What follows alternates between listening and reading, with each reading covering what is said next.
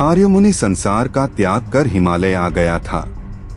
कभी राजघराने में जन्मा राजकुमार था, लेकिन आत्मा शांति खोज रही थी। धन, सत्ता, मोह सब त्याग चुका था। हर दिन वो ध्यान करता, नदी किनारे बैठकर ईश्वर को याद करता। उसका शरीर तप में झुलस गया था, लेकिन मन शांत था।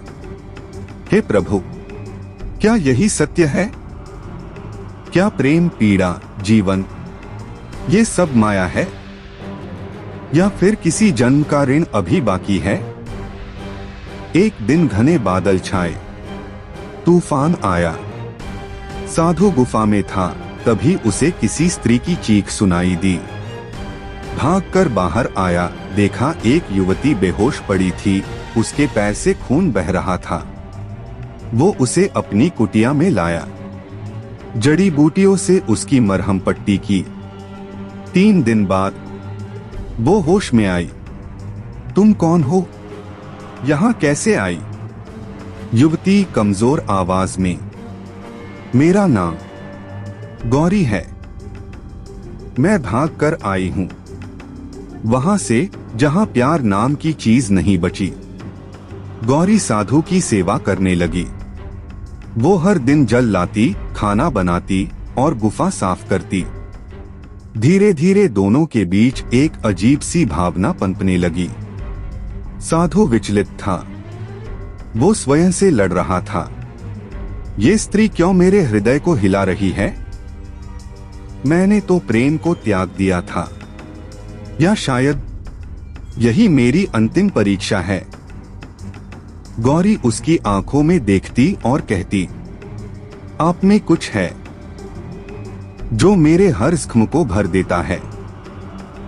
क्या आप भी महसूस करते हैं? साधु कुछ नहीं कहता, बस आंखें बंद कर ध्यान लगाता। एक रात गौरी ने हाथ पकड़कर कहा, स्वामी, क्या तपस्या केवल ईश्वर के लिए होती है?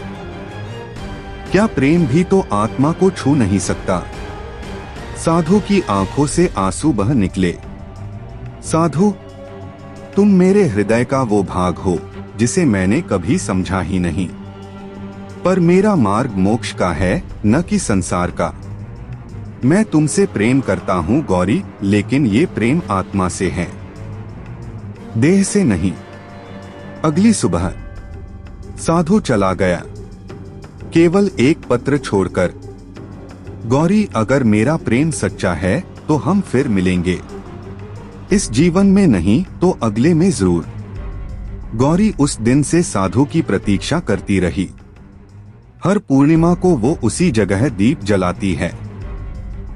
लोग कहते हैं वहां आज भी उसकी आत्मा साधु के लौटने की आस में बैठी है। यह कहानी है एक साधु की जिसने प्रेम को त्याग नहीं, बल्कि उस ऊंचाई तक पहुंचाया जहां वो पूजा बन गया। कभी अगर आप हिमालय जाएं, तो एक दीपक जरूर जलाना, उस प्रेम के नाम